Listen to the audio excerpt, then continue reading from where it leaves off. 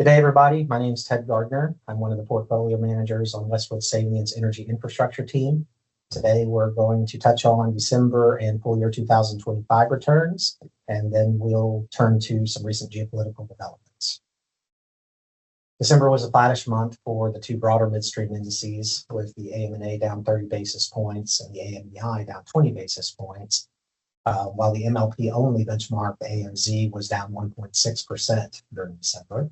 However, year to date, the AMZ still outperformed the others with a 9.8% gain versus 5% and 6.6% for the AMA and AMEI, respectively. Saw similar developments in broader energy, with the XLE down just a bit, about 30 basis points, although the E&P names fell roughly 5% and iClean gave back 2.5%.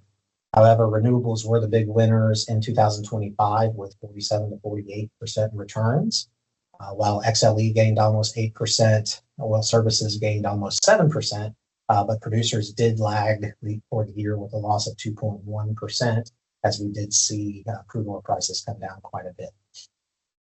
Speaking of oil prices, oil was down 1.9% in December, while natural gas had a 24% drop. And when you see those types of drops, especially during the winter, it's almost always due to weather. And overall, it was a tough year for oil and global LNG prices, with oil down almost 20% and the global LNG markers each down over 30%. Looking at top and bottom performers for the year, starting with the C Corps. C Corps were down 7.2% on average, but as you can see, there was a ton of dispersion that impacted that average. For instance, on the high end, we had Solaris, which was up 62.2%. And then on the downside, we had New Fortress down 92.5%, Venture Global down 72.5%, and then Kinetic down 32%. So those definitely dragged the average lower, but when you look at it on a median basis, it's actually a positive return of 2.6% for the C Corp group. MLPs on average were up 11.8%, led by Genesis, which was up 61.7% for the year. On the downside, we only had two negative returns in the MLP space, and that was Westlake down 10.5% and Energy Transfer down 9.4%. The Canadians were all positive for the year. There were no negative returns in that segment. The average for the year of those names was 11.9%, led by Southbow, which was the TC Energy crude oil business spinoff, Keystone Pipeline. That was up 19.9%, followed by TRP, which was at 18.3%. And then on the low side, Pembina was up 3.9%, which was the lowest return in the group. Turning now to some geopolitical developments in Venezuela.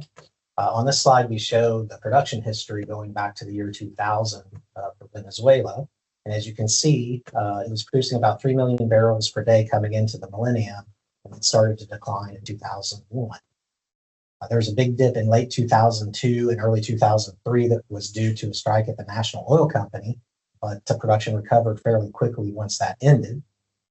When we fast forward to 2007, this is when Chavez seized the private U.S. assets, and 2.5 million barrels per day became the production ceiling for the country.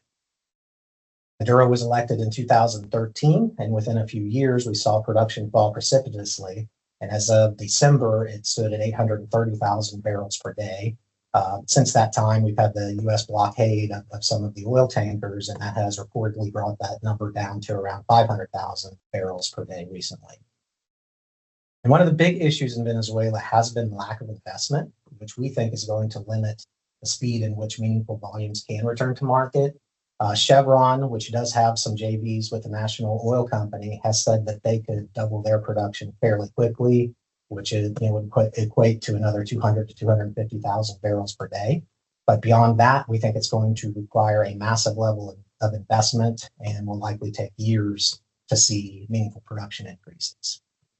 And there are a lot of ifs that would need to be addressed to see a meaningful ramp.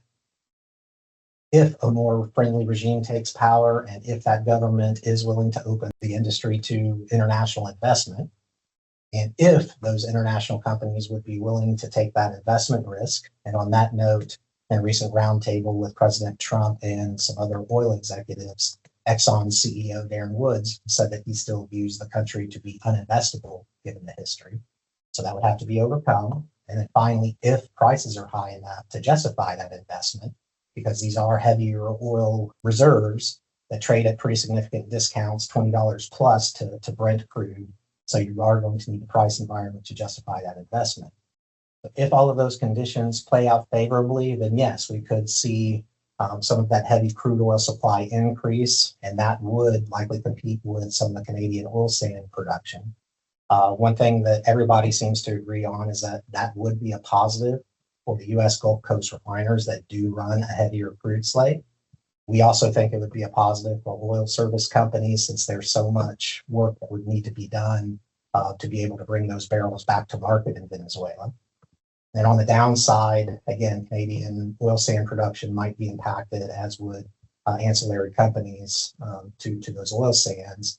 And then if we do see production come back more quickly than we think it will happen, then that would add to the global oversupply situation, which would potentially be a negative for both U.S. and global producers, since we are already in an oversupply situation. Again, however, we think this is going to take years to develop.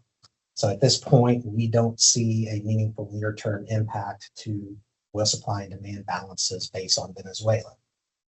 Iran, on the other hand, could change the balances very quickly, as they have 2 million barrels per day of exports that could be impacted if we do see a regime change there. So we are watching that situation very closely.